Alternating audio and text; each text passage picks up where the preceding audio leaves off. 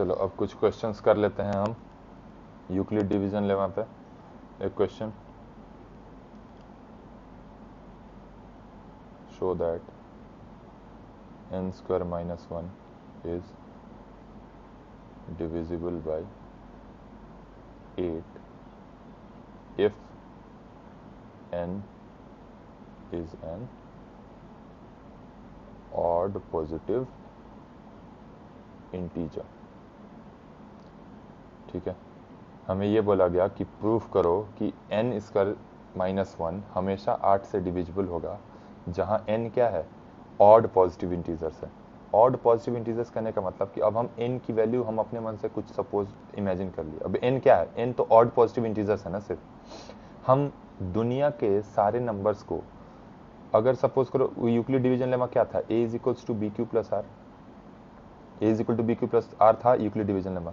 यहाँ पे हमने क्या किया, इस केस में अगर हम b की वैल्यू 4 ले लें, अगर हम b की वैल्यू 4 ले लें तो जो हमारा नंबर है डिविजिबल बाई 8 चेक करना है ना। तो अगर b की वैल्यू 4 ले लें तो हमारा जो नंबर होगा वो 4q प्लस 1, क्योंकि ये जो वैल्यू है यही r होता है हमारा, यही r होता है। a is equal to b q plus r, तो b की वैल्यू हमने 4 ले लिया। मतलब हमने कहा कि हम दुनिया के सारे नंबर्स को अगर हम b की वैल्यू 2 रखें, 3 रखें, 4 रखें, 5 रखें, 6 रखें, मेरी मर्जी है। अगर हम b की वैल्यू 4 रखें तो हमें दुनिया के सारे नंबर्स अगर रिप्रेजेंट करने होंगे तो r की वैल्यू हमें 0 भी रखना होगा, 1 भी रखना होगा, 2 भी रखना होगा, 3 भी रखना होगा। बट r की वैल्यू हम 4 नहीं रख सकते ना। जैसे सपोज करो कि मैंने r की वैल्यू मैंने ए दुनिया के सारे नंबर्स को मैंने रिप्रेजेंट किया 4q plus 1, 4q plus 2, 4q plus 3। अभी मैंने बोला था कि जो r की वैल्यू है वो b के इक्वल नहीं होती है, हमेशा b से लेस और इक्वल टू 0। तो यहाँ पे r की वैल्यू 0 है, यहाँ 1 है, यहाँ 2 है, यहाँ 3 है। ठीक है, r की वैल्यू 4 नहीं ले सकते। अब इतना, ये जो 4 नंबर्स हैं इनकी मदद से हम दुनिया के सारे नंबर रिप्रेजेंट कर सकते हैं। जैसे ये जो नंबर है वो हमें 4, 8, 12, 16 ये सब सारे नंबर्स दे देगा, मल्टीपल ऑफ 4। ये जो नंबर है वो 5, 9, 13, 17 इस तरीके का नंबर दे देगा।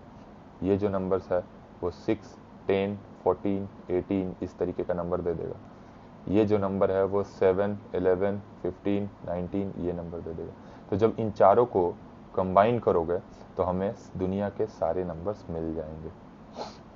4, 5, 6, 7, 8, 9, 10, 11, 12, 13, 14, 15 ग्रेटर देन 4 हमें सारे नंबर्स मिल जाएंगे। क्लियर है? ठीक है, ये तो हो गई बात कि हमने दुनिया के सारे नंबर, अगर किसी ने b की वैल्यू अगर 8 रखी होती तो उसको फिर दुनिया के सारे नंबर्स रिप्रेजेंट करने के लिए कहाँ से कहाँ तक जाना पड़ता, 8q प्लस 1, 8q प्लस 2 से लेके 8q प्लस 7 तक जाना पड़ता। तो अब तो ये जो वैल्यूज ली है वो तो हमने सारा नंबर ले लिया, बट हमें चाहिए क्या, n सिर्फ ऑड पॉजिटिव इंटीजर्स। तो इनमें से ऑड पॉजिटिव इंटीजर्स क्या है, तो ऑड, इनमें से कौन सा नंबर है जो ऑड पॉजिटिव इंटीजर्स देगा, एक 4q प्लस 1 देगा पॉजिटिव ऑड और एक 4q प्लस 3 देगा। ठीक है, 4q प्लस 1 और 4q प्लस 3 हमने ले लिया। अब बनाते हैं केस 1, सिर्फ उन नंबर्स को लेते हैं अभी जो 4q प्लस 1 के फॉर्म में है। तो हमने n इज इक्वल टू बोला कि 4q प्लस 1 है, तो n स्क्वायर माइनस 1 कितना हो जाएगा, 4q प्लस 1 का स्क्वायर माइनस 1 जो कि हो जाएगा 16q square plus 1 plus 8q minus 1, a plus b whole square, a square plus b square plus 2ab। तो ये हो जाएगा 16q स्क्वायर प्लस 8q, इसमें से 8 कॉमन ले लिया तो हो गया 2q स्क्वायर प्लस q। इसका मतलब है कि ये जो 2q स्क्वायर प्लस q होगा ये भी कोई इंटीजर ही होगा ना, अगर q इंटीजर है तो इसका मतलब है कि इसको हम 8 टाइम्स m लिख सकते हैं, where m is equals to tq square plus q, है ना। तो ये डिविजिबल बाई 8 होगा, डिविजिबल बाई 8 है। इसका मतलब अगर नंबर इस ग्रुप में आता है तो वो डिविजिबल बाई 8 होगा। अब बाकी के ऑड नंबर्स, ये तो सारे ऑड नंबर्स तो नहीं हुए ना, ये तो कुछ ही ऑड नंबर्स हुए, सारे बाकी के बचे हुए ऑड नंबर कौन देगा, ये देगा।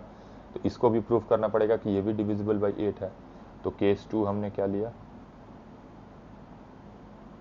जब n की वैल्यू 4n प्लस 3 है तो n स्क्वायर माइनस 1 कितना हो गया, 4n प्लस 3 का स्क्वायर माइनस 1 यानी 16n square plus 9 plus 24n minus 1 यानी 16n square plus 24n plus 8 यानी 8 कॉमन ले लिया जाए तो 2n square plus 3n plus 1 यानी इसको भी हम 8 टाइम्स कोई दूसरा नंबर n लिख सकते हैं, where n is equals to 2n square plus 3n plus 1। इसका मतलब अगर n स्क्वायर माइनस 1 8n है, इसका मतलब n स्क्वायर माइनस 1 का एक फैक्टर 8 है, इसका मतलब n स्क्वायर माइनस 1 8 से डिविजिबल है। और ये भी n, अगर इस केस में भी n स्क्वायर माइनस 1 8 से डिविजिबल है तो हेंस प्रूफ कर दिया ना कि जो सारे दुनिया के, क्योंकि दुनिया के सारे ऑड पॉजिटिव इंटीजर्स को हम 4q प्लस 1 और 4q प्लस 3 से रिप्रेजेंट कर सकते हैं, और उन सारे पॉजिटिव इंटीजर्स को हमने प्रूफ कर दिया कि वो डिविजिबल बाई 8 है। ठीक है, नेक्स्ट क्वेश्चन लिखो, prove that x and y are odd positive integers, then x square plus y square is even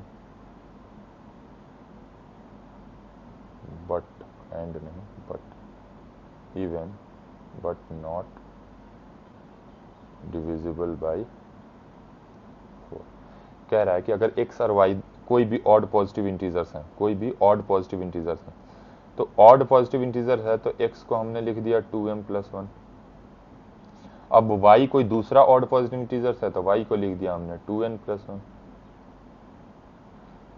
ठीक है, तो हमें प्रूव करना है कि x square plus y square even तो होगा लेकिन 4 से डिविजिबल नहीं होगा।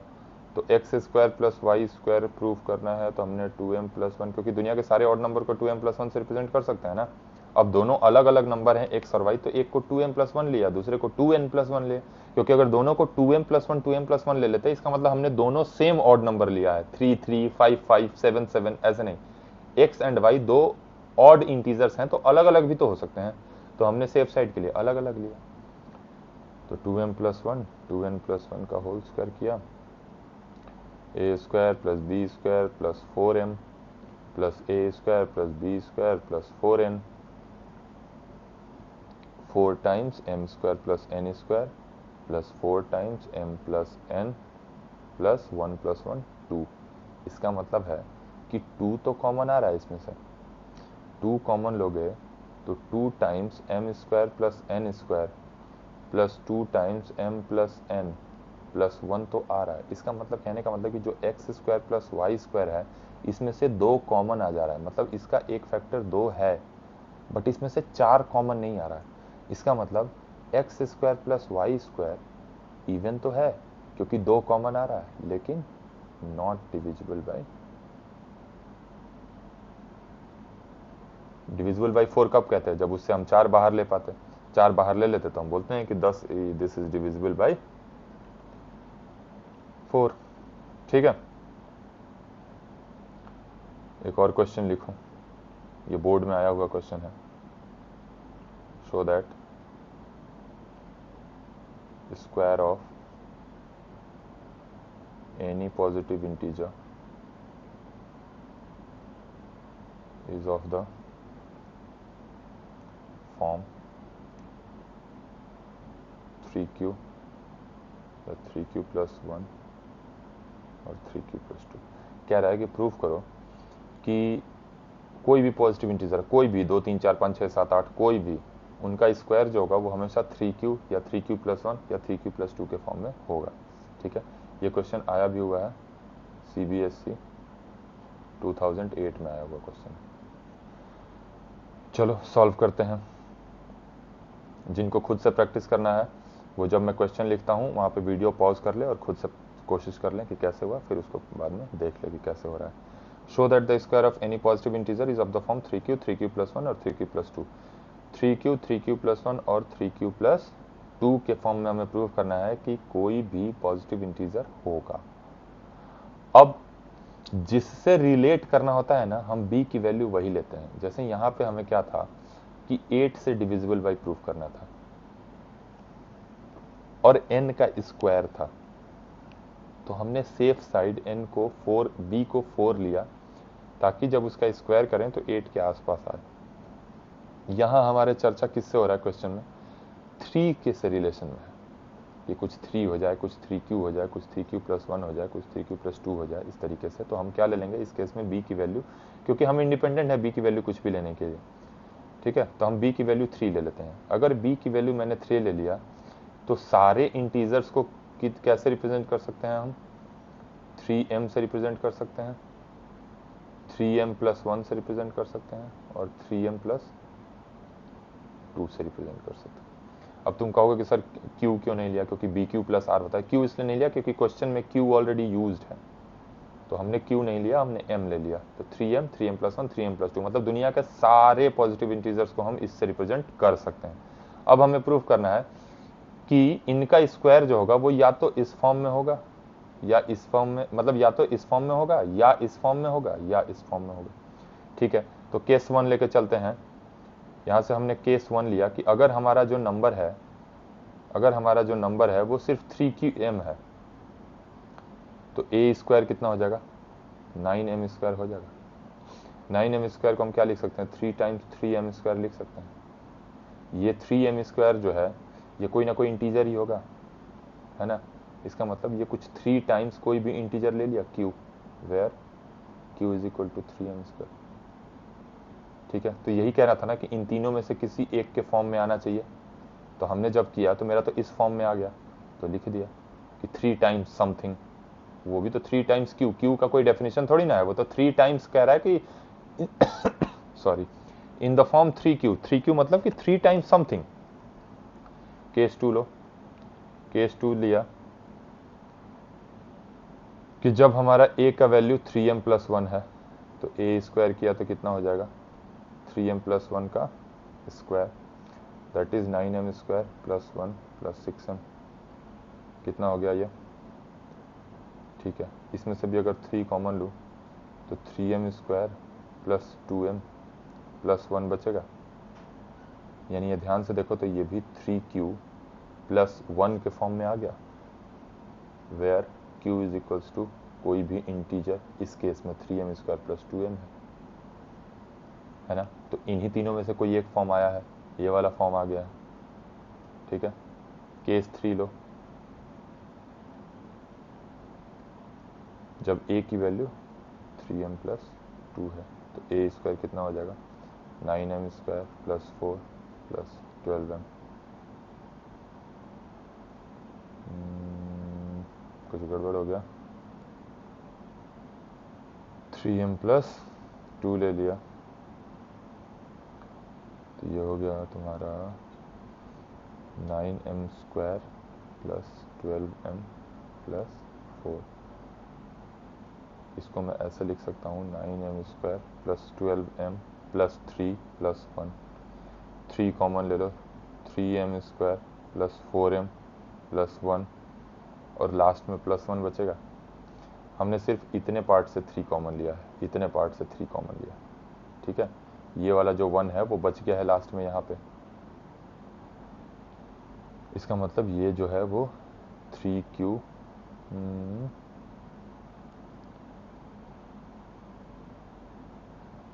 ऊपर वाला जो था 3q, ये होगा 3q + 1 और 3q प्लस, ये भी 3q + 1 के फॉर्म में आ गया ना। 3q + 2 का स्क्वायर करोगे तो ये भी किस फॉर्म में आ गया, 3q + 1 के फॉर्म में, जहाँ q की वैल्यू कितनी है, 3m² + 4m + 1, ठीक।